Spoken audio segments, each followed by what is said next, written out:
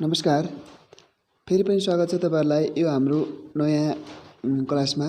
आज हामी चौथो दिनमा छौं र आज हामी चौथो दिनमा माइक्रोसफ्ट अफिसलाई कसरी डाउनलोड गर्ने, त्यसलाई कसरी इन्स्टल गर्ने र हाम्रो कम्प्युटरमा कसरी नेपाली फन्टहरू राख्ने भन्नेमा बारे म तपाईहरुलाई सिकाउने छु। त्यसको लागि यो भिडियोलाई अन्त्यसम्म हेर्नु होला। सबैभन्दा पहिला तपाईहरुले माइक्रोसफ्ट अफिस डाउनलोड गर्नको लागि तपाईसँग इन्टरनेट कनेक्सन भएको हुनुपर्दछ। त्यसपछि एउटा ब्राउजर खोल्नुहोस्। यहाँनिर हेर्नुहोस् ब्राउजर खोलेको छ। यहाँनिर थिच्नुहोस्।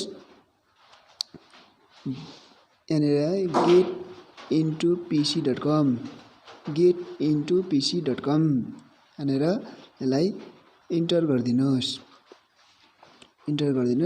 म यसको डाउनलोड लिंक पनि दिनेछु। अब यहाँनिर गेट इन्टु पीसी को वेबसाइट खुल्यो। यहाँनिर हेर्नुहोस् यो एउटा वेबसाइट हो। यहाँनिरबाट तपाईहरुले कम्प्युटरमा पाउनुपर्ने जति पनि एप्लिकेसनहरु छ, सफ्टवेयरहरु छ, यहाँनिर तपाईहरुले पाउन सक्नुहुन्छ। यहाँनिर तपाईहरुले यसको क्याटेगोरी छुट्याएको छ। अब हामीलाई चाहिएको माइक्रोसफ्ट अफिस हो। अब हामी माइक्रोसफ्ट अफिसलाई यहाँनिर सर्च गरौँ। सर्च बारनिर म यहाँ सर्च गर्दै छु।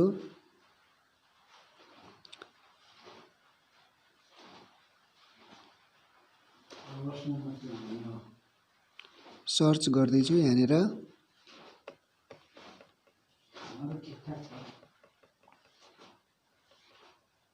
माइक्रोसफ्ट अफिस लेखेर गो अप्सनमा क्लिक गरिदिनुस्। तपाईको इन्टरनेट कनेक्सन एकदमै स्ट्रङ हुनुपर्दछ। मेरो अलिकति कमजोर छ, त्यही भएर ढिलो खोलिरहेछ। तपाईसँग यहाँनिर हेर्नुस् यो गेट इन्टु पीसी ले दिने जति पनि सर्भिसहरु छ, यहाँनिर पाइने सफ्टवेयरहरुको विवरण छ। तपाईहरुले जस्तो खालको आफुलाई जुन सफ्टवेयर आवश्यक पर्छ त्यो सफ्टवेयर तपाईहरुले डाउनलोड गर्न सक्नुहुन्छ। यहाँनिर यो खुल्दै छ, हेर्नु होला एकछिनपछि। टाइम लिन्छ है। मेरोमा इन्टरनेट कनेक्सन अलिकति कमजोर भएको हुनाले अलिकति टाइम लिएको हो।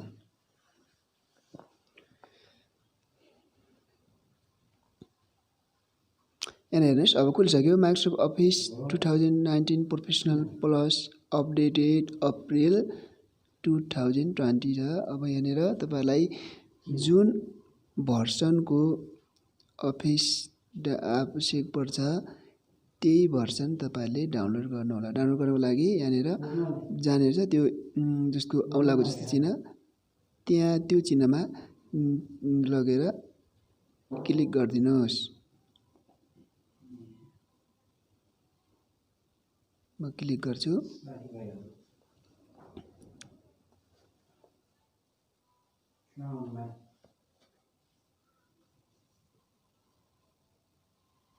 क्लिक गर्नुस् यहाँ। म क्लिक गर्दैछु। पछि खुल्दैछ है। यहाँनिर खुल्यो। अब यहाँनिर खुलिसकेपछि यसलाई माउस कर्सरलाई तलतिर सार्दै जानुस्।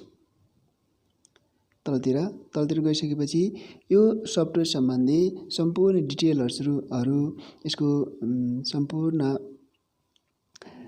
कुराहरु यहाँनिर दिन्छ। यहाँनिर यसमा कति कुन कम्प्युटरमा राम्रो चल्छ, यसको लागि प्रोसेसर कति, र्याम कति, रोम कति हुने। अब त्यहाँनिर सबैभन्दा तल लास्टमा आइसकेपछि डाउनलोड फुल सेटअप 2019 छ। यहाँनिर तपाईहरुले क्लिक गरिदिनु पर्छ। यहाँनिर जस्तो हातको चिन्ह छ त्यहाँनिर आएर तपाईहरुले क्लिक गरिदिनुहोस्। क्लिक गरिदिसकेपछि टाइम लिन्छ है। तपाईको एकछिन टाइम लिन्छ, नातिनु होला। त्यसपछि डाउनलोड भन्ने अप्सनमा हेर्नुस्। अब यहाँनिर जो चक्का जस्तो सिडी जस्तो अप्सनमा आउँछ है। यहाँनिर हेर्नुस्। यहाँनिर सिडी को जस्तो अप्सन आउँछ। यो अप्सनलाई डबल क्लिक गरेर खोल्नुस् अथवा राइट क्लिक गरेर ओपन गरेर खोल्दा पनि हुन्छ। यहाँनिर तीनवटा अप्सन आउँछ। तीनवटा अप्सन मध्ये एउटा सेटअप भन्ने अप्सन हुन्छ, अनि अर्को आफ्नो अप्सन हुन्छ, त्यसपछि एउटा फोल्डर हुन्छ। त्यो फोल्डर भित्र जाने हो। तपाई बाहिरको सेटअप यो बाहिरको सेटअपलाई यसलाई सेटअप नगर्नु होला। अब यहाँनिर दुईवटा अप्सन छ, सेटअप 32 अनि सेटअप 64 छ। यो सेटअप 64 र 32 भनेको तपाईको कम्प्युटरको अपरेटिङ सिस्टम 32 बिटमा छ कि 64 बिटमा छ। 32 बिटको छ भने 32 बिटलाई ओपन गर्नुस्, इन्स्टल गर्नुस्। अनि 64 बिटको छ भने 64 बिटको मा क्लिक गर्नुहोस्। अब तपाईँको कम्प्युटरको 32 बिट छ कि 64 बिट छ हेर्नको लागि यहाँनिर हेर्नुहोस्, कम्प्युटरमा जाने, त्यसपछि राइट क्लिक गरेर प्रपर्टिजमा गइसकेपछि यहाँनिर सिस्टम टाइपमा 64 बिट छ। अब हामीले 64 बिटको लागि अपडेट गर्ने, इन्स्टल गर्ने, राइट क्लिक गर्ने अथवा डबल क्लिक गरेर हामी इन्स्टल गर्न सक्छौँ। यसलाई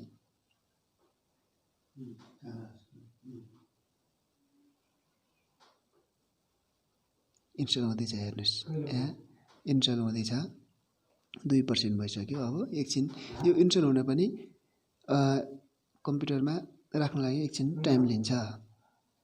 अब भइसकेपछि यहाँनिर हेर्नुहोस्, स्टार्ट बटनमा गइसकेपछि हेर्नुहोस् यहाँनिर एक्सेल अफिस, यहाँनिर माइक्रोसफ्ट अफिस यहाँनिर हेर्नुहोस्।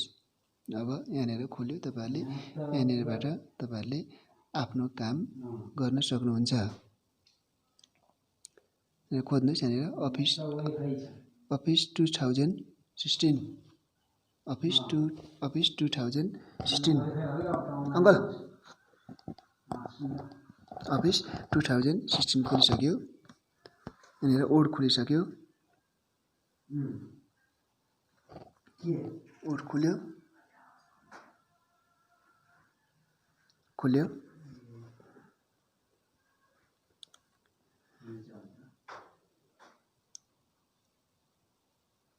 एकछिन तपाईँको खोल्नको लागि अलिकति टाइम लिन्छ। तपाईँहरूको कम्प्युटरको प्रोसेसर कति छ त्यो अनुसार भर पर्ने हो।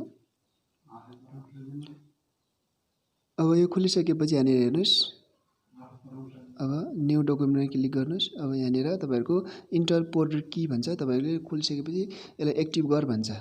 यसलाई एक्टिभ गर्नको लागि मैले हाम्रो भिडियो छ एउटा, त्यो डिस्क्रिप्सन बक्समा लिङ्क दिन्छु, त्यो भिडियो हेरेर तपाईँहरूले एक्टिभ गर्न सक्नुहुन्छ। अब यहाँनिर यसलाई काटिदिनुहोस्, त्यसपछि यहाँ भित्र गएर यसलाई अब ब्ल्याङ्क डकुमेन्टमा नयाँ क्लिक गर्नुहोस्।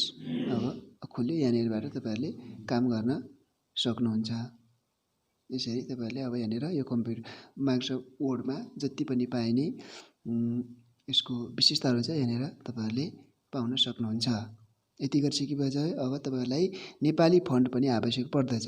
नेपाली फन्टको लागि तपाईँहरूले के गर्ने, नेपाली फन्ट डाउनलोड गर्नको लागि पनि सबभन्दा पहिला एउटा ब्राउजर क्लिक गर्नुहोस्, ब्राउजर खोल्नुहोस् है, ब्राउजर खोल्नुहोस्।